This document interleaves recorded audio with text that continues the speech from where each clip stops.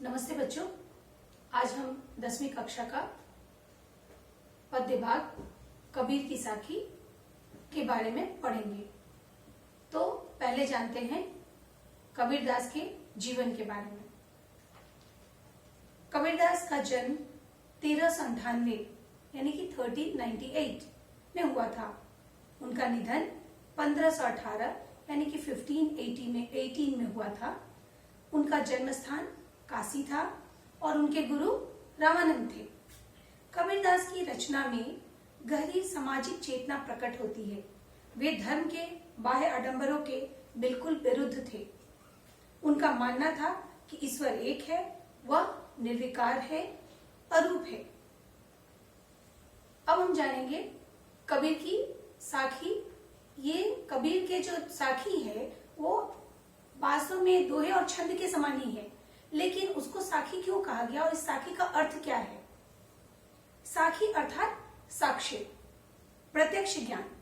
ठीक है, साक्ष्य का मतलब प्रत्यक्ष ज्ञान। कबीरदास जी ने जीवन के प्रत्यक्ष अनुभव को ही शब्द रूप देकर रचना की, इसलिए उनकी रचना को साखी कहा गया है। इनकी साखी लोगों को प्रत्यक्ष जीवन दर्शन कराती है। तो चलिए अब शुरू करते हैं हम लोग कबीर की साखी। कबीर की पहली साखी है, ऐसी बानी बोलिए मन का आपा खोई, अपना तन शीतल करे औरन को सुख होई। इस साखी में कबीरदास कहते हैं कि हम मनुष्यों को हमेशा मीठी बानी बोलनी चाहिए। ऐसी बानी बोलनी चाहिए जिससे हमारे मन का अहंकार खत्म हो जाए, अर्थात मन के अहंकार को खत्म करके मीठी बानी बोलनी चाहिए।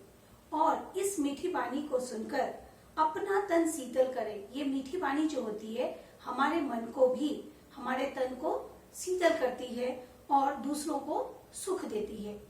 अर्थात जब हम मीठी बानी बोलते हैं तो हमारा मन खुश होता है, हमारे मन को शांति मिलती है और दूसरों को हमारी मीठी बानी सुनकर खुशी होती है, सुख मिलता है। कबीर की साखी का दूसरा दोहा है, कस्तूरी कुंडली बसे मृग ढूंढे बन माही, ऐसे घटी घटी राम है दुनिया देखे नाही। कस्तूरी कुंडली बसे अर्थात कस्तूरी जो है वो नाभि में बसती है। किसके? मृग के। मृग ढूंढे बन माही यानी कि कस्तूरी एक पदार्थ है, सुगंधित पदार्थ, जो मृग की नाभि में रहता है, परंतु मृग को इस बात का ज्ञान नहीं है और इसी अज्ञानता के कारण वह पूरे जंगल में, पूरे वन में उस सुगंध से बेचैन होकर कस्तूरी को ढूंढता रहता है। ऐसे घटी घटी राम है दुनिया देखे नहीं। कबीरदास जी कहते हैं कि ठीक इसी तरह हमारे इस विश्व के, इस संसार के कण कण में भगवान का वास है, भगवान रहते हैं, परंतु हम उन्हें देख नहीं पाते क्योंकि हम अपनी अज्ञानता के कारण उन्हें नहीं देख पाते। जिस तरह मृग अपनी अज्ञानता के कारण अपने अंदर उसकी नाभि में रहे कस्तूरी को नहीं जान पाता और उसकी सुगंध से बेचैन होकर पूरे जंगल में उसे ढूंढता रहता है, ठीक उसी तरह मनुष्य भी अपनी अज्ञानता के कारण ईश्वर को मंदिर मस्जिद में ढूंढता है, जबकि ईश्वर का निवास कण कण में है। कबीरदास जी की तीसरी साखी, जब मैं था तब हरि नहीं, अब हरि है मैं नाही, सब अंधियारा मिटी गया जब दीपक देखा माही। इस पंक्ति में कबीरदास जी कहते हैं कि जब मैं था, मैं अर्थात हमारे अंदर का अहंकार, मैं होने का घमंड।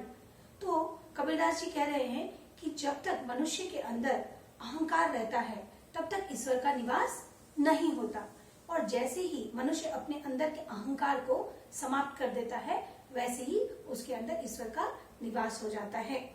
सब अंधियारा मिटी गया जब दीपक देखा माही, अर्थात जब मनुष्य, यानी कि यहाँ पर कबीरदास जी स्वयं के बारे में कहते हैं, लेकिन वो स्वयं को कहने के साथ साथ हम पूरे मनुष्य को उन्होंने इंगित किया है कि हम मनुष्य भी, उनके द्वारा उन्होंने मनुष्य को संबोधित किया है। तो यहाँ वो कह रहे हैं कि सब अंधियारा मिट गया जब दीपक देखा माही, अर्थात कबीरदास जी के अंदर जब भगवान की भक्ति रूपी दीपक अर्थात रोशनी हुई तो उनके अंदर का सारा अंधकार, सारा अज्ञानता समाप्त हो गया। तो ठीक इसी तरह हम मनुष्य के अंदर भी जब ईश्वर का निवास हो जाता है, ईश्वर की भक्ति रूपी दीपक जल जाता है तो सारा अंधकार मिट जाता है, अर्थात सारी अज्ञानता मिट जाती है। कबीरदास जी का चौथा साखी देखिए, सुखिया सब संसार है, खाए अरु सोवे, दुखिया दास कबीर है, जागे अरु रोवे।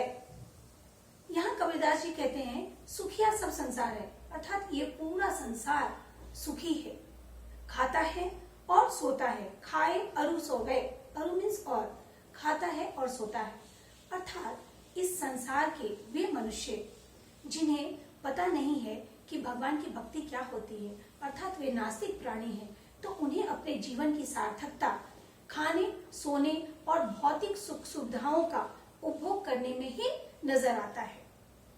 दुखिया दास कबीर है, जागे अरु रोवे। फिर यहाँ कबीरदास जी कहते हैं कि कबीरदास जो भगवान के भक्त हैं वो दुखी हैं, वे जागते हैं, पूरी रात दिन जागते हैं और रोते हैं, अर्थात उन्हें पता है कि उनके जीवन की सार्थकता ईश्वर की भक्ति में ही है, ईश्वर को पाने में ही है, अर्थात ईश्वर को पाने के लिए वो दिन रात जागते हैं, ईश्वर को याद करते हैं और ईश्वर को पाने के लिए परेशान रहते हैं। और जब वो नहीं पा पाते हैं ईश्वर को तो वो दुखी हो जाते हैं और रोते हैं कि हे प्रभु, किसी भी तरह आप मुझे अपना दर्शन दो। कबीरदास जी की पांचवी साखी है, बिरह भुवंगम तन बसे, मंत्र न लागे कोई, राम वियोगी ना जीवे, जीवे तो भौरा होई। इस साखी में कबीरदास जी ने कहा है बिरह भुवंगम, बिरह रूपी सांप का जहर जब तन में बस जाता है, यानी कि हमारे शरीर में बस जाता है, मंत्र न लागे कोई, यह मंत्र का अर्थ है उपाय, तो कोई भी मंत्र काम नहीं करता।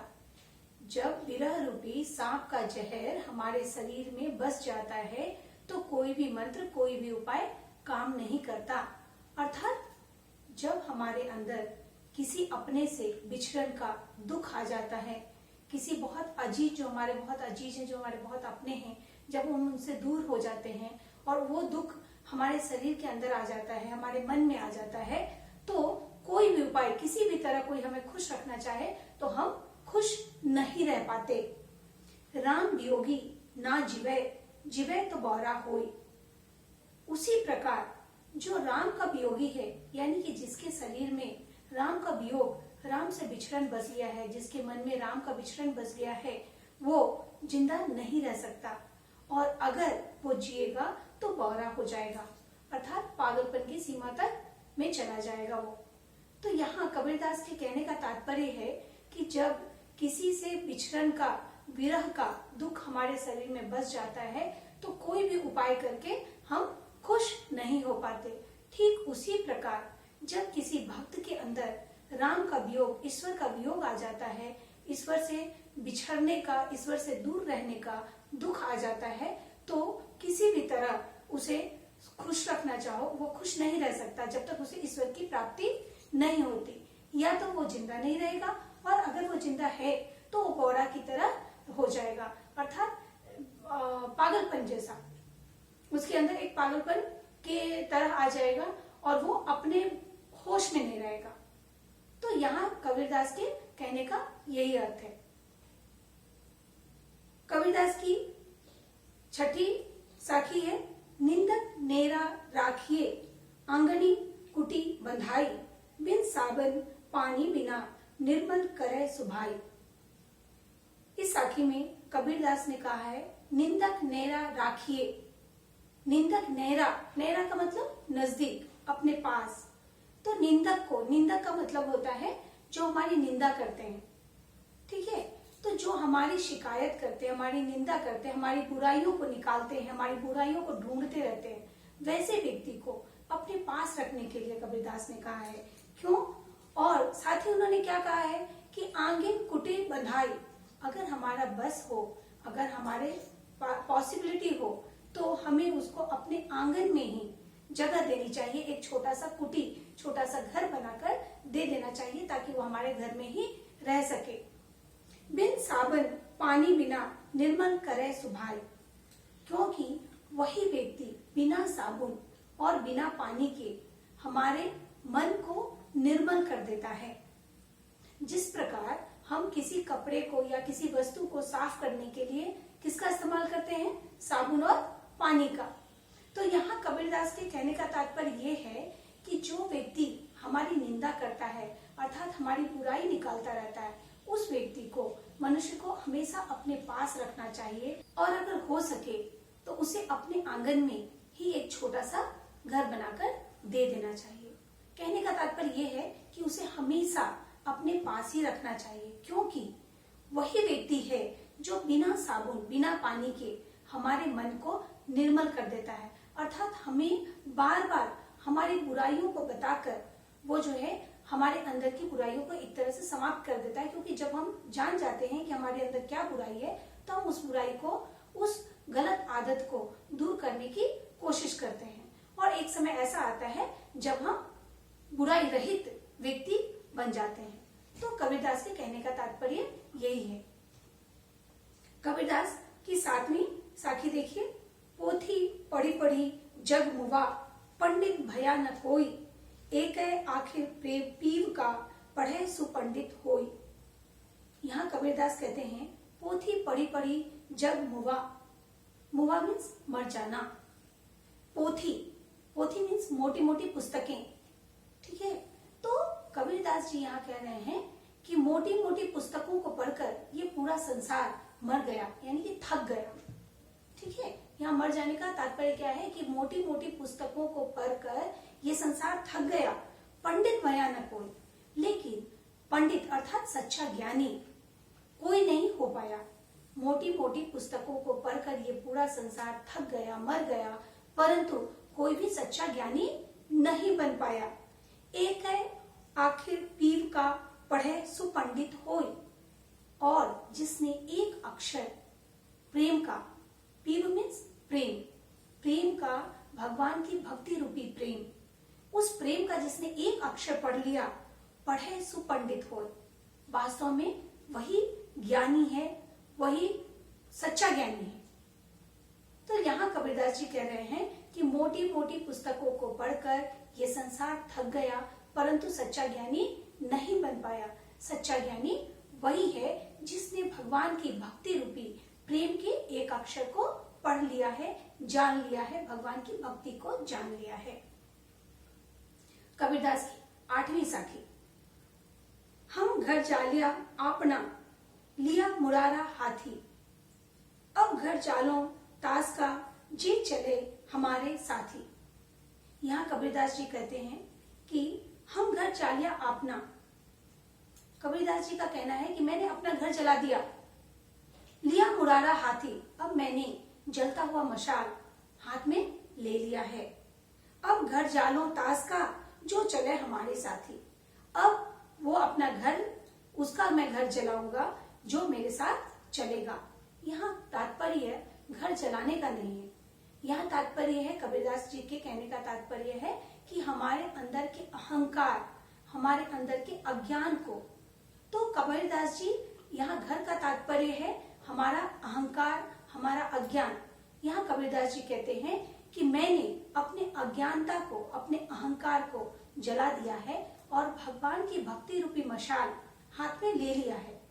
अब वो लोग जो हमारे साथ शामिल होना चाहते हैं, यानी कि भगवान की भक्ति को पाना चाहते हैं, अब उनका घर, वो भी अपने अहंकार, घर अर्थात अहंकार और अज्ञान को, अपनी अज्ञानता और अहंकार को जलाकर मेरे साथ चले। तो ये हमारा कबीर की साखी का, सभी साखियों का अर्थ था। आशा है आप लोगों को समझ में आई होगी। अब मैं इसके जो कठिन शब्द हैं उन शब्दों का अर्थ आपको बताऊंगी।